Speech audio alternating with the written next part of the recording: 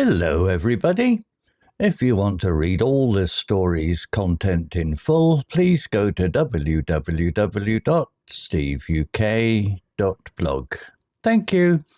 Short story 684A, The Whispering House.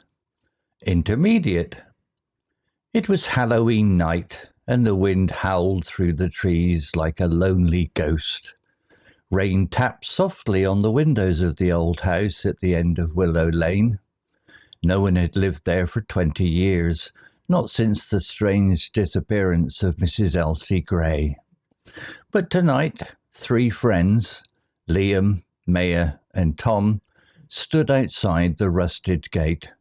They were brave, or perhaps just foolish. They had made a bet. Whoever spent 1 hour inside the whispering house would win £50. Ready? Asked Liam, his voice shaking slightly. Maya nodded, though her hands were cold. Tom just grinned and pushed the gate open with a loud creak. Inside, the air was thick with dust and silence. Moonlight slipped through the broken windows, casting long shadows on the peeling wallpaper. The floorboards groaned under their feet as they stepped into the hallway. "Let's stay together," Maya whispered. They moved slowly through the house. In the kitchen, pots hung crookedly from hooks. In the sitting room, an old armchair faced a cold fireplace. Everything felt watched. Then they heard it, a soft whisper, like someone speaking just behind them. "Did you hear that?" Tom asked, his grin gone.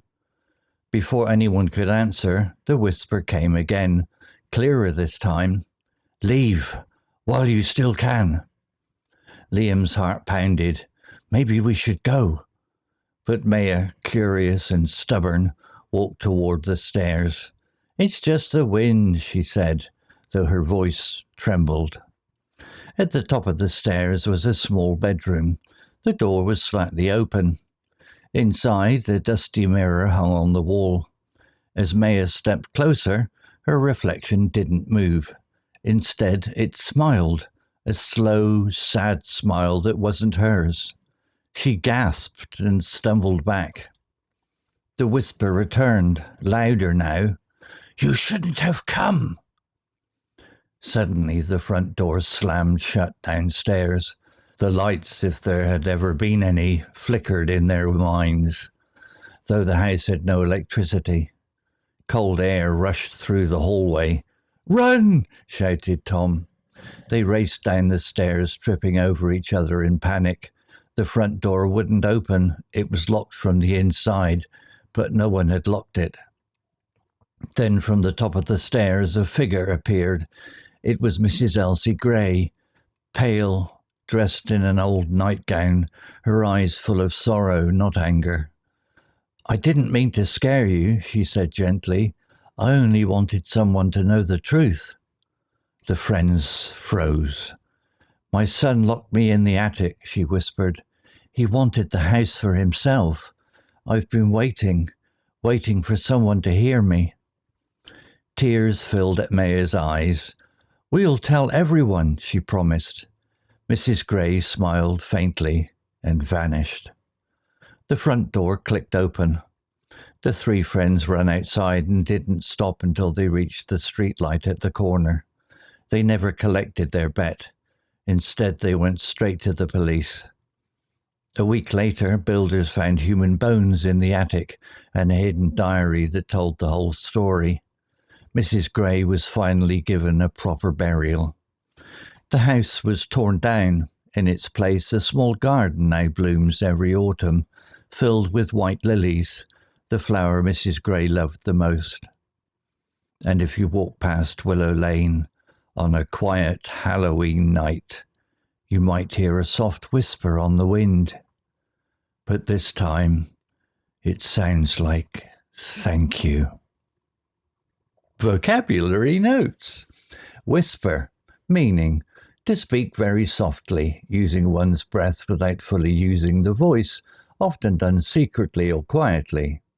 Example, then They heard it, a soft whisper, like someone speaking just behind them.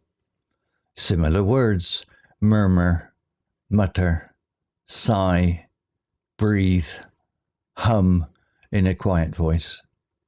Note, a whisper is quieter than normal speech and often suggests secrecy, fear, or intimacy. Disappearance, meaning the act of someone or something vanishing or no longer being seen, often mysterious or unexplained. Example: no one had lived there for 20 years, not since the strange disappearance of Mrs. Elsie Gray. Similar words: vanishing, loss, absence, exit, departure, though disappearance often implies mystery. Note, this word is commonly used in mysteries or ghost stories when someone goes missing without explanation. Creak, meaning a long, low sound made when something, like wood or metal, moves or rubs, often due to age or pressure. Example: Tom just grinned and pushed the gate open with a loud creak. Similar words: groan, squeak, screech, moan, when describing sounds from objects. Note, creak is often associated with old doors, floors, or gates, and is a classic sound in spooky stories. Tremble, meaning to shake slightly, usually because of fear, cold, or strong emotion. Example: it's just the wind, she said, though her voice trembled. Similar words: shake, shiver, quiver, quake, wobble. Note, while shiver often refers to cold, tremble is more linked to fear or nervousness. Vanish, meaning to disappear suddenly or completely, often in a way that seems magical or mysterious. Example: Mrs. Gray smiled faintly and vanished. Similar words: disappear, fade, evaporate, dissolve, melt away. Note, vanish suggests a quick or unexpected disappearance, common in ghost stories or magic. Story written by Qwen3 Max AI. Image created by onemin.ai. To read all the story's content in full, please go to www.steveuk.blog. Thank you. CC Music, drifting at 432 Hz, Unicorn Heads. Welcome to the Deep Dive. Today, we're not looking at global trends or historical shifts. Instead, we're zooming right in. Right in on one short story, The Whispering House. Yeah, exactly. And our mission really is about structure. How is this spooky story built? We're looking at its architecture, And especially how language, specifically 5 key words, builds that atmosphere and tension. It's quite a neat piece of writing. Okay, so let's set the scene. It's Halloween. We've got this old, creepy house at the end of Willow Lane. The classic setup. And it's supposedly haunted because of the disappearance of Mrs. Elsie Gray 20 years ago. That word, disappearance, it does so much heavy lifting right from the start. It just hangs there. It really does. Because death gives you closure, right? But a disappearance, that's an open wound, a mystery waiting. It sets up the dread immediately. And our characters, Liam, Maya, Tom, they're not exactly ghost hunters. They're there because of a dare. A 50-quid bet? A pretty foolish bet, yeah. Yeah. Spend an hour inside. That's the plot engine, basically. It forces them in. So Tom pushes the gate open. And you get that sound, that loud creak. Yeah, that classic horror sound. It's like the house is announcing itself. Definitely. And inside, Mm-hmm. it's just as you'd expect. Dust everywhere, shadows stretching. You can almost feel the chill. But then comes the first real shock. Not a visual thing, but a sound. A soft whisper. Right. Telling them, leave while you still can. So creepy. It's interesting. It's a whisper, isn't it? Not a scream. A whisper feels closer, more personal somehow. More intimate. And it lands because the text says Maya, even though she tries to brush it off as wind. Her voice starts to tremble. Yeah, that physical reaction, the fear's taken hold. And that fear, her trembling, it kind of propels her upstairs, doesn't it? Leads her towards the real climax of the haunting. To that small bedroom. And the mirror scene? Wow, her reflection doesn't move with her. It just smiles. A slow, sad smile. Not hers. That's deeply unsettling. It messes with your sense of self right before the big confrontation. Exactly. Perfect timing, because right after that, bang, the Yeah. front door slams shut. Locked from the inside. And there she is, Mrs. Elsie Gray. Top of the stairs.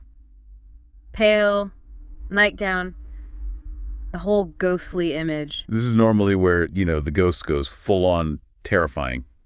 Pure evil unleashed. But the story does something really clever here. It pulls back from that. It subverts the expectation. How so? Well, instead of rage or threats, Mrs. Gray speaks gently. She tells them the truth. My son locked me in the attic. He wanted the house for himself. See, the horror isn't supernatural malevolence. It's human cruelty, betrayal. Oh, wow. So the fear just shifts instantly. It becomes pity, sadness. Precisely. All she wanted was for anyone, to finally hear her story. And then she just vanished. Faintly, quietly. And that word, vanish, it feels so deliberate, not just disappeared. Vanish implies, well, completion. Release, maybe? Her story is finally out. Her purpose fulfilled. Yeah, and the kids, they run. Forget the bed entirely. Can't blame them. They go straight to the police. Which leads to the confirmation. A week later, builders find bones in the attic. And a diary. Confirming her story. So she finally gets a proper burial. The mystery of the disappearance is solved. It brings everything full circle. The story uses all those classic horror elements, the creak, the whisper, the characters tremble, but leads us somewhere unexpected. Towards human tragedy, not just spectral terror. Exactly. It reframes the initial disappearance and gives meaning to her final vanish. It's about resolving sorrow. And that leads to that really poignant final image, doesn't it? The house is torn down. Replaced by a garden, white lilies, her favorite flower.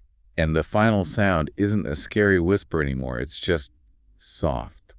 But thank you. It leaves you with this sense of peace almost, not a chill, which is quite unusual for a ghost story. It shows how fear can sometimes just be a mask for unresolved pain. So think about that last whisper. The thank you. It makes you wonder, doesn't it? What quiet truths might be hidden behind the loud, scary things in our own lives? What secrets are just waiting for someone to finally listen? Maybe look for that softer truth sometimes.